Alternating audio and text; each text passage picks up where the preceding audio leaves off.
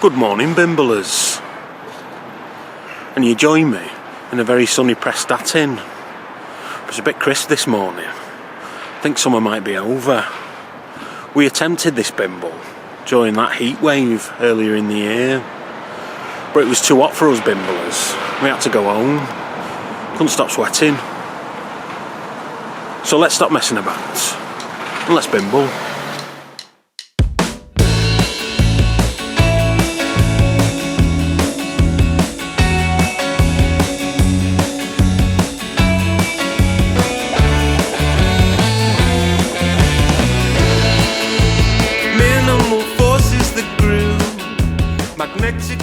For a place that gets its name from two words, priest and town, Prestatyn didn't get its main church until 1860. I mean, they must have had a church before then. It was listed in the Domesday Book of 1086 as Prestatyn, and it was listed as part of Cheshire.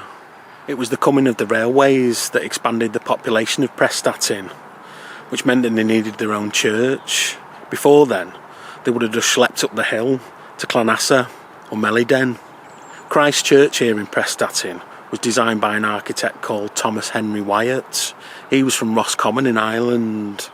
He was a very well thought of architect in his day.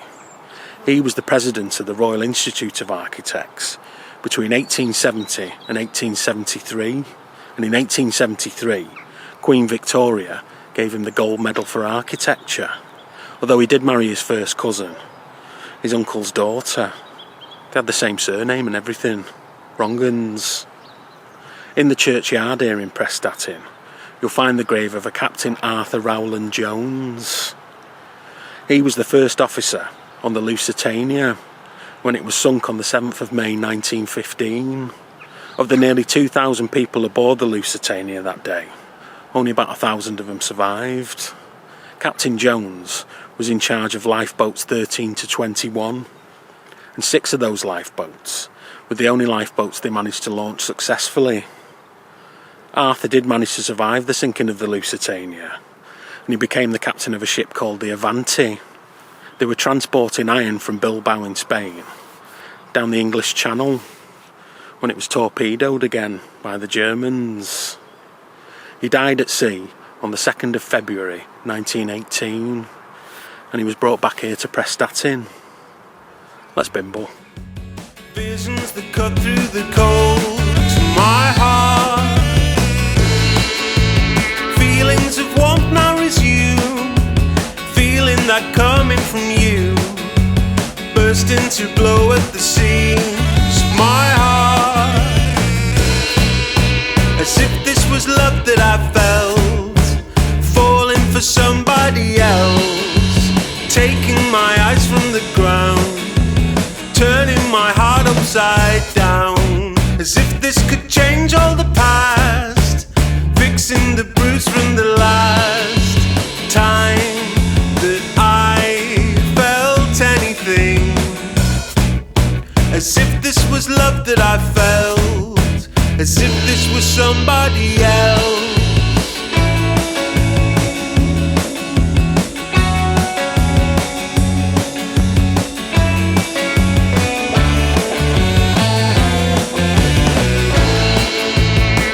Out some colourful sparks, brought back to light from the dark, broke out in shimmering waves to my heart.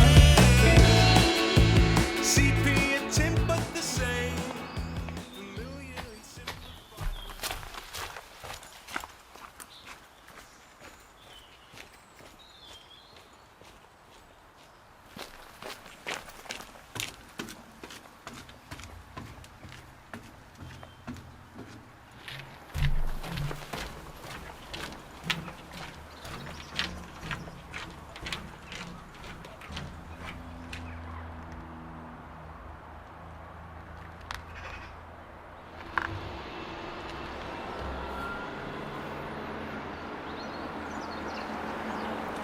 In the middle of a farmer's field here in Prestatyn, you'll find the remains of Prestatyn Castle. A big mound of dirt with some grass on it and some sheep grazing. But also in that farmer's field are some bullocks. And those of you who have been to my show International Bimble will know all about why I'm not getting in a farmer's field with some bullocks again. Still quite wary of them. It was Henry II that gave this land to a Robert de Bannister, a Frenchy Norman. But he was seen off by the Welsh, Owain Gwynedd. And Robert de Bannister hightailed it up to Lancaster, to Bank Hall. According to my big book of Bimble, Owain Gwynedd was the son of Gruffydd ap Cunnan and the grandfather of Llewellyn the Great.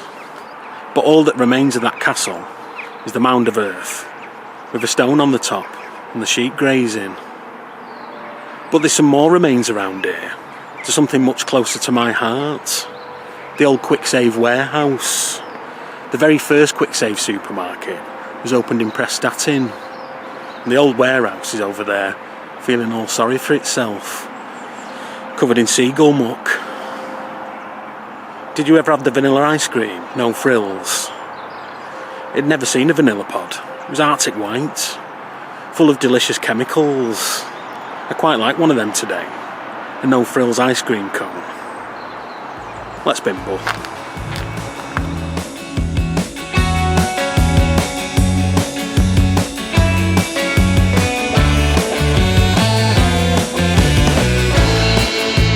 Brought out some colourful sparks, brought back to light from the dark, broke out in shimmering waves to my heart.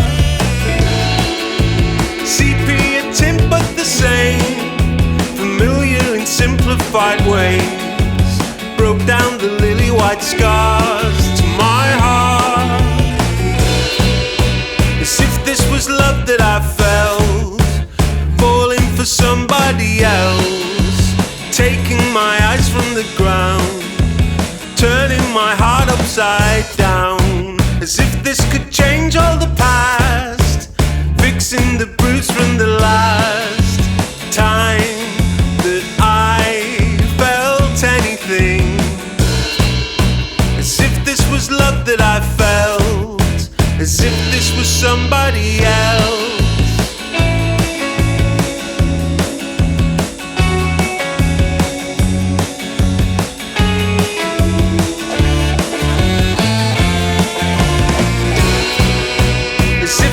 Love that I felt, falling for somebody else, taking my eyes from the ground, turning my heart upside down. As if this could change all the past, fixing the bruise from the last time that I felt anything. As if this was love that I felt, as if this was somebody else.